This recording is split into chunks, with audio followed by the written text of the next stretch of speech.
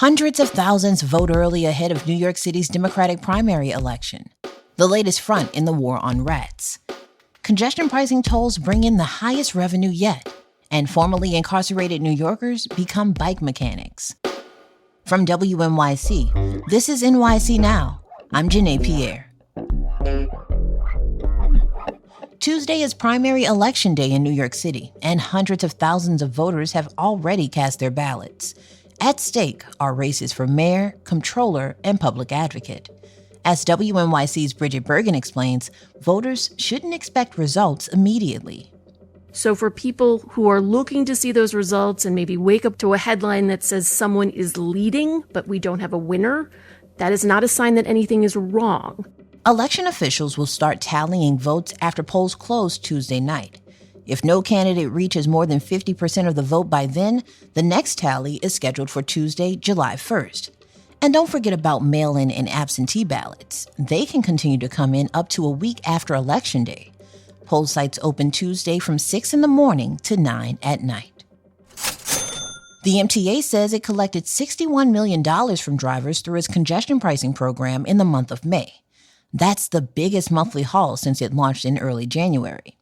Officials say they expect a boost in the tolls they collect during the summer. Historically, more cars enter the zone in the hotter months. The transit agency says congestion pricing is on pace to generate $500 million this year, which is required by state law to pay for crucial upgrades to the city's aging mass transit infrastructure. The war on rats continues in New York City. Mayor Eric Adams says the city will try a new strategy, outsmarting the rodents by targeting street tree beds where they like to burrow. Adams says the city is hiring new teams to do the work across 600,000 tree beds, thanks to a $900,000 investment. Rats are smart. I had a rat in my backyard that would pop the trap off and eat the food, so they are extremely skillful at surviving. According to City Hall, street tree beds were the subject of more than 2,300 rat-related 311 complaints last year. Some animal advocates say there are less cruel ways to manage the city's rat population, such as putting out trash in sealed containers. A nonprofit-run workforce development program is helping to give people with criminal records a second chance as bike mechanics. More on that after the break.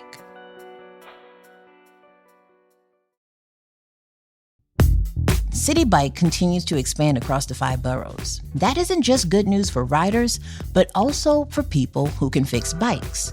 WNYC's Arun Venugopal reports on a program that turns formerly incarcerated New Yorkers into the city's newest bike mechanics. Loviel Jones was 16 years old when he went to prison. I was engulfed in, violence and the street life and the negativity and the gang culture and things of that nature. He served an 18-year sentence for murder. Now he's back out in the world, and at the age of 34, he's one of 20 men and women wrapping up a workforce development course run by the nonprofit Bike New York. It's called Bike Path, and it's turning each of these students into certified bike mechanics who will help maintain the tens of thousands of bikes in the vast city bike fleet. For Jones, it's going to be his very first job. I just want to become successful in this free world.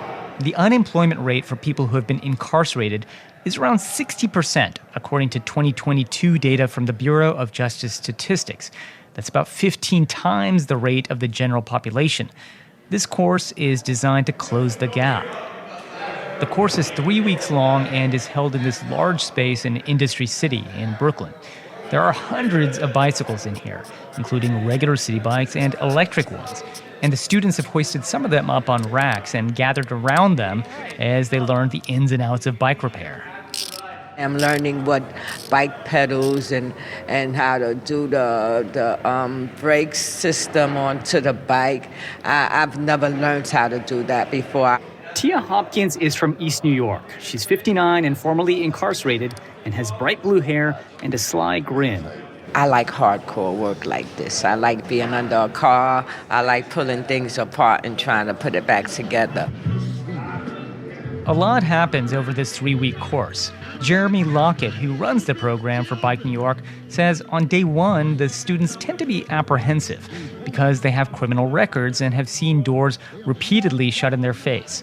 So he tells them about being a kid and visiting his own dad in prison. And so I think for me to open up my story from jump, it goes a long way. As the course progresses, he says students don't just gain mechanical knowledge, but learn how to ask questions without fear, how to present themselves at the job interview that's guaranteed to them. He says the training gives graduates the confidence to land jobs, namely with Motivate, a company that maintains the entire city bike fleet. We have 20 people in this cohort right now, and all 20 of them have been provided job offers to work at Motivate. BikePath says that 99% of its students in the last 18 months have gotten jobs, starting at $27 an hour. Lockett says late in the course, the students understand they're part of something bigger than themselves. Many people share like, holy smokes, I'm a part of this city. Today is the last day of the course. The mood is light, playful. There's a boombox off to the side playing hip-hop. Students are full of praise for the instructors, including Lockett. And it ain't even just about the bikes, you know what I'm saying? As an individual, if you're having personal problems, well, you know what I'm saying? He's there for you. He helps out. This is Richard Duckett, another student. I was having personal problem with the employment, with my hours and everything, and he hooked me up, man. He hooked me up.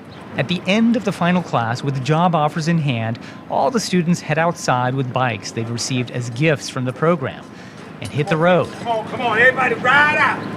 Ride out! Some of the biggest advocates of the Bike Path program are its alumni, like Stacy Manning.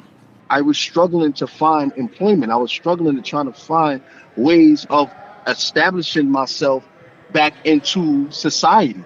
Manning recently marked his first anniversary of working as a bike mechanic at Motivate. He's 44. It's the first job he's had after spending 25 years in prison for murder. He thinks of this job in deeply spiritual terms. After all, these bikes move people around, and it's partly up to him to keep them safe and alive. We're serving a divine a purpose and a divine assignment, you know, for society. He's also profoundly moved by the idea that an employer was willing to give him a second chance. Now he says he has little interest in spending his earnings on fun stuff or indulgences. He's just trying to be there for his mother in the same way she was there for him, even when things weren't going so well. The only thing she said to me, and she's constantly saying to me, and I hear her constantly say it to others, I'm proud of my child. And that's all that matters to him. That's WNYC's Arun Venugopal. Thanks for listening to NYC Now from WNYC. I'm Janae Pierre. We'll be back tomorrow.